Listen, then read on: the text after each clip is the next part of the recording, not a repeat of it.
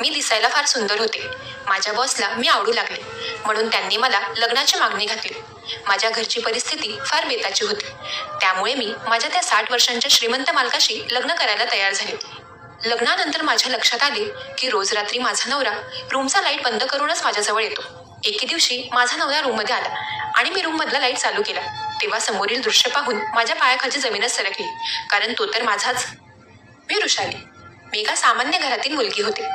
माझे बाबा एक मजूर होते आणि आई भांडी धुण्याची कामं करायची. आम्ही 3 बहिणी होतो. बहिणींमध्ये मी मोठी होते. माझं वय आता 28 वर्ष होतं. मला लग्नासाठी स्थळं तर येत होती, पण माझ्या लग्नासाठी आई बाबांकडे पुरेसा पैसा नव्हता, म्हणून माझे आई बाबा माझं लग्नही करत नव्हते. माझं शिक्षण 12वी पर्यंतच झालं होतं. घरात हातभार लागावा म्हणून मी नुकतीच एका कंपनीमध्ये जॉबला लागले होते. माझं शिक्षण कमी असल्यामुळे अनेक ठिकाणाहून माझा रिझ्युमे रिजेक्ट झाला होता, पण एका कंपनीत माझा इंटरव्ह्यू झाला. तेथील साहेबांनी मला बघितलं आणि त्यांनी मला एकही प्रश्न न विचारता त्यांच्या कंपनीमध्ये कामाला ठेवलं. माझा जॉब सुरू झाल्यापासून घरात माझी मदत होत होती. मी माझी सर्व कमाई घरात देत होते. जॉब करत करत मला आता 6 महिने होत आले होते. आत्ताही स्थळ येऊन पण माझे आई बाबा माझ्या लग्नाचा विषयही काढत नव्हते.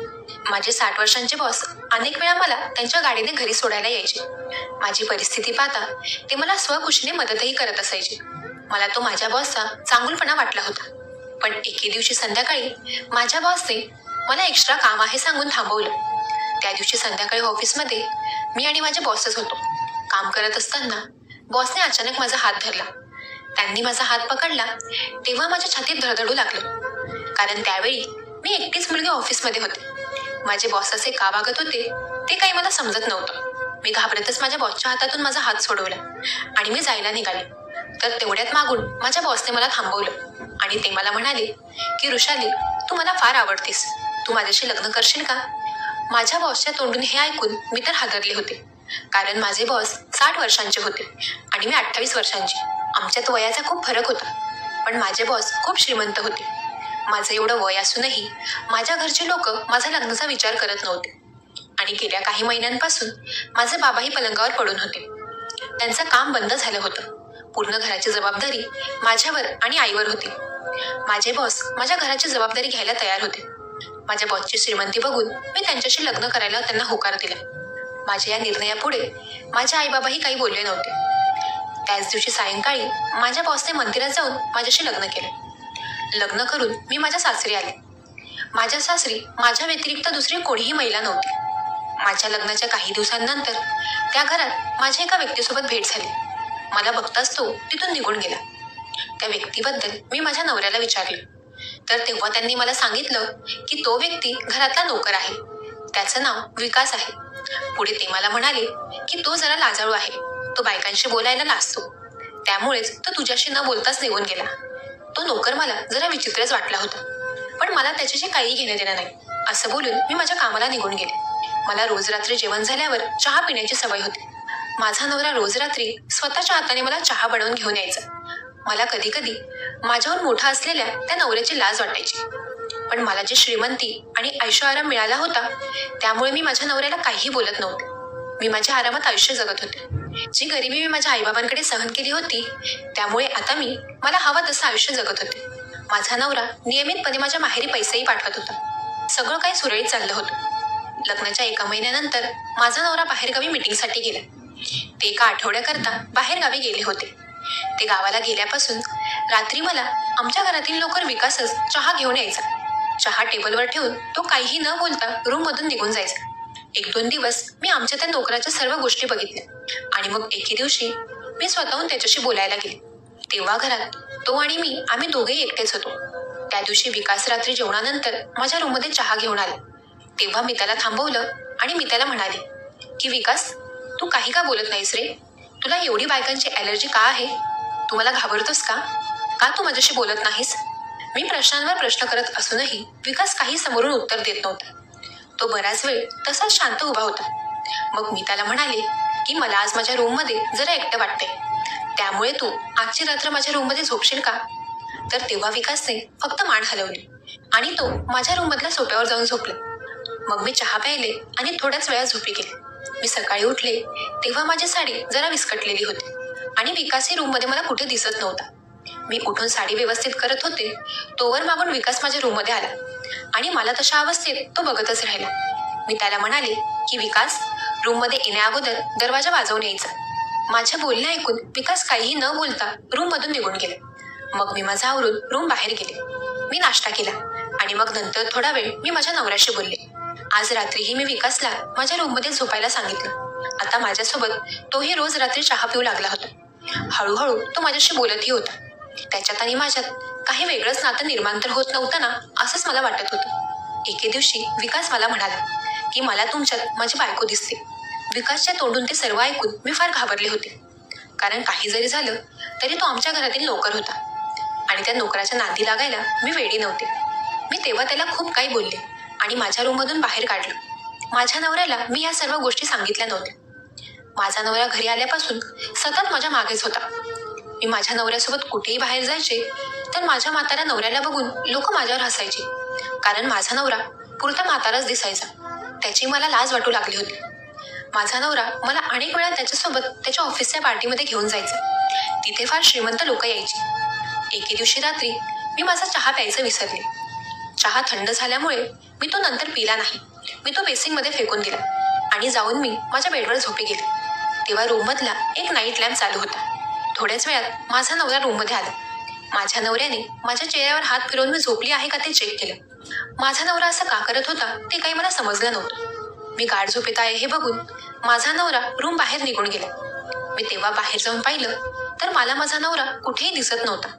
मी माझ्या रूममध्ये येऊ लागले तेवढ्यात मला विकासच्या रूममधून आवाज यायला लागले. ते आवाज जरा विचित्रच होते. मी त्या रूमच्या बाहेर उभं राहून कानोसा घेतला, पण आत नेमकं काय सुरू होतं हे काही मला कळून येत नव्हतं. मला त्या रूममधून कोणीतरी बाहेर येण्याचा आवाज आला. तोच मी पळत माझ्या रूममध्ये गेले आणि झोपण्याचं नाटक करू लागले. थोड्याच वेळात माझा नवरा रूममध्ये आला. मला झोपलेला बघून तोही झोपी गेला. माझा नवरा झोपताच मीही उठले. मी माझ्या नवऱ्याकडे पाहिलं तर तो फार थकलेला दिसत होता. त्याचा शर्टही फार ओला झाला होता. माझा नवरा एवढा कसा थकला ते काही मला कळून येत नव्हतं. दुसऱ्या दिवशी सकाळी माझा नवरा ऑफिसला निघाला. ते ऑफिसला जाताच मी विकासच्या खोलीत गेले. विकास तेव्हा त्याच्या खोलीत नव्हता. मला विकासच्या खोलीत काही बायकी कपडे पडलेले दिसले आणि तिथे माझ्या नवऱ्याचा बन्यानही पडलेला होता. विकासच्या रूममध्ये बाईचे कपडे बघून मला धक्काच बसला होता. मी त्याच्या रूममधून तेव्हा लगेचच बाहेर आले. विकास तेव्हा किचनमध्ये काम करत होता. मी त्याला जाऊन विचारलं की विकास, तुझ्या रूममध्ये हे बायकांचे कपडे कसे काय आले? तेव्हा तो म्हणाला की हे माझ्या बायकोचे कपडे आहेत, जी आता माझ्यासोबत नाहीये. तिच्या आठवणीत मी हे कपडे माझ्याकडे ठेवले आहेत. त्या दिवशी रात्री मी माझ्या नवऱ्याला म्हणाले की आपल्या लग्नाला आता 6 महिने होत आले तरी अजूनही आपल्याला मूलबाळ होत नाहीये. आता आपण डॉक्टरांचा सल्ला घ्यायला हवा. माझ्या बोलण्यावर माझ्या नवऱ्याने फक्त मान हलवली आणि तो तिथून निघून गेला. काही वेळाने माझा नवरा माझ्यासाठी चहा घेऊन आला. मी चहा प्यायले आणि झोपी गेले. दुसऱ्या दिवशी सकाळी माझा नवरा मला म्हणाला की तू रात्री मला बाळाबद्दल विचारलंस ना, तर मलाही वाटत आहे की आपण आपलं एकदा चेकअप करून घ्यावं. माझ्या नवऱ्याला माझं म्हणणं पटलं होतं. मग आम्ही तेव्हा हॉस्पिटलमध्ये चेकअपसाठी गेलो. डॉक्टरांनी आम्हा दोघांच्या काही तपासण्या केल्या आणि त्यांनी आम्हाला दुसऱ्या दिवशी रिपोर्ट घेण्यासाठी बोलावलं. दुसऱ्या दिवशी आम्ही रिपोर्ट घेतले. तेव्हा ते रिपोर्ट पाहून तर माझ्या पायाखालची जमीनच सरकली, कारण त्या रिपोर्टमध्ये असं लिहिलं होतं की मी कधीच आई होऊ शकत नाही. मला हे समजताच मी खूप रडले. माझी एवढी मोठी कमी माहीत असूनही माझ्या नवऱ्याने मला फार सांभाळून घेतलं. त्यांनी एकदाही मला सोडून देण्याचा विचार केला नव्हता. पण मला आई व्हायची खूप इच्छा होती. मी माझ्या नवऱ्याला न सांगताच पुन्हा त्या हॉस्पिटलमध्ये गेले आणि मी पुढे माझा इलाज सुरू केला.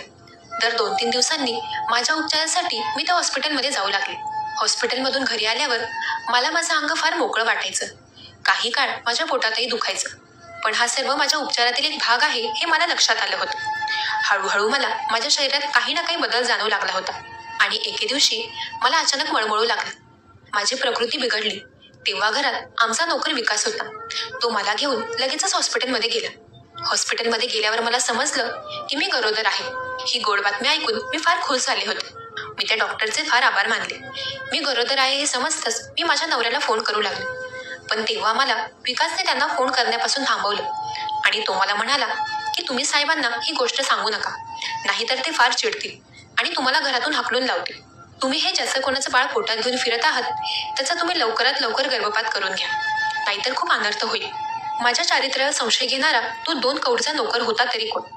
त्याचं बोलणं ऐकताच मी त्याच्या कानात लगावली आणि मी त्याला म्हणाले की तू आमच्या घरातील 2 कौडीचा नोकर आहेस आणि तू तुझ्या मालकीनबाईच्या चारित्र्यावर संशय कसा काय घेत आहे? तुला एवढा अधिकार दिला तरी कोणी? माझ्या पोटातलं बाळ हे माझ्या नवऱ्याचंच आहे. मी एवढं काही बोलूनही विकास त्याच्या शब्दावरून हटत नव्हता. तो सारखा मला हेच म्हणत होता की तुमच्या पोटात साहेबांचं बाळ असूच शकत नाही. पुढे तो मला म्हणाला की बाईसाहेब, तुम्हाला जर माझं बोलणं खरं वाटत नसेल तर आज रात्री तुम्ही माझ्या रूममध्ये थांबा आणि साहेबांनी तुम्हाला चहा आणून दिला तर तो पिऊ नका, तो टाकून द्या. विकासला काय म्हणायचं होतं हे मला समजत नव्हतं, पण एकदा त्याचं म्हणणं ऐकावं असं मला वाटलं. मग रात्री जेवणानंतर माझा नवरा मला रोज सारखा चहा घेऊन आला. मी तो चहा माझ्या नवऱ्याच्या नजरेआड खिडकीतून बाहेर फेकून दिला. माझा नवरा रूम बाहेर जाताच विकास माझ्या रूममध्ये आला आणि तो मला म्हणाला की तुम्ही माझ्या खोलीत जाऊन मी जे काही कपडे वर काढून ठेवले आहेत ते घालून माझ्या जागी झोपा. मी विकासचं म्हणणं ऐकलं आणि मी त्याच्या रूममध्ये जाऊन त्याने काही बायकी कपडे वर काढून ठेवले होते ते मी घातले आणि त्याच्या जागी जाऊन मी झोपले. मला तर अचानक भीती वाटायला लागली होती. काही वेळाने विकासच्या खोलीत कोणीतरी शिरलं. त्याच्या रूममध्ये एक बारीक लाईट सुरू होता. मी पांघरून घेऊन झोपले होते. अचानक माझ्या अंगावरून हात फिरू लागला. तो जो कोणी व्यक्ती होता तो माझ्या अंगावर हात फिरवत म्हणू लागला की सगुना, आज लवकर झोपलीस, माझी वाट नव्हती का तुला बघायची? की आज घरात जास्त थकलीस? तो आवाज मला माझ्या नवऱ्याचा वाटत होता आणि ही सगुना कोण होती ते काही मला समजत नव्हतं. पुढच्या काही सेकंदातच माझ्या अंगावरचं पांघरून बाजूला झालं आणि समोर माझ्या नवऱ्याला बघून मी अवाक झाले होते. मला बघताच माझा नवरा म्हणाला की ऋषाली, तू इथे काय करतेस? मी तेव्हा पटकन उठले आणि त्या रूममधील लाईट सुरू केलं. मी माझ्या नवऱ्याला म्हणाले की ही सगुना कोण आहे आणि तुम्ही या वेळेला आपल्या नोकराच्या रूममध्ये का आलात? माझे प्रश्न ऐकून माझा नवरा ततमम झाला होता. मी मात्र त्यांना प्रश्नांवर प्रश्न करत होते. तोवर मागून विकास हे रूममध्ये आला. माझा नवरा खाली मान घालून उभा होता. तेव्हा मी विकासला म्हणाले की हे सर्व काय चाललंय, मला सांगशील का?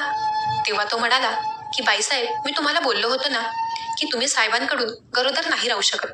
मी गरोदर आहे हे समजताच माझा नवरा जोरात ओरडून म्हणाला की हे कसं काय शक्य आहे? ऋषाली, तू गरोदर कशी काय राहिलीस? मी तर लग्न झाल्यापासून आजपर्यंत तुला एकदाही स्पर्श केला नाही. काय? अहो, तुम्ही हे काय बोलत आहात?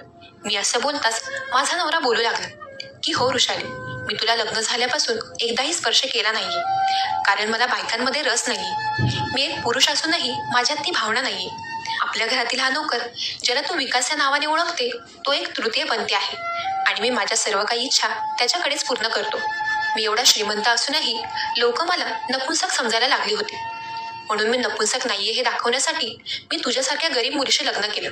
रोज रात्री तुला चहामध्ये झोपेचं औषध देऊन मी रात्री विकासच्या म्हणजे या सगुनाच्या रूममध्ये यायचो आणि तू कधी आई होऊ शकत नाही हे खोटे रिपोर्टही मीच बनवायला सांगितले होते. ऋषाली, मला माफ कर. माझा नवरा हा कधी माझा नव्हताच हे समजल्यावर मी आतून फार तुटले होते. माझ्या पोटातलं बाळ हे माझ्या नवऱ्याचं नव्हतं. मग ते बाळ कोणाचं होतं या विचारात मी होते. मी माझ्या नवऱ्याला मी घेतलेल्या त्या उपचाराबद्दल सांगितलं. तेव्हा माझ्या नवऱ्याने सर्व तपास घेतला. मग समोर आला तो त्या नालायक डॉक्टरचा चेहरा. त्याने उपचार सांगून मला बेशुद्धीचं औषध देऊन माझ्यासोबत नको ते कृत्य केले होते. माझ्या मजबुरीचा त्याने फायदा उचलला होता. एकंदरीत माझ्यासोबत खूप मोठा धोका झाला होता. माझं आयुष्यच बर्बाद झालं होतं. त्या डॉक्टरला पोलिसात जमा केलं गेलं. माझ्या नवऱ्यानेही माझ्यासोबत खूप मोठा धोका केला होता. त्याने माझी माफी तर मागितली, पण ती माझ्या आयुष्यातील अशी ठेच होती जी मी कधीच विसरू शकणार नव्हते.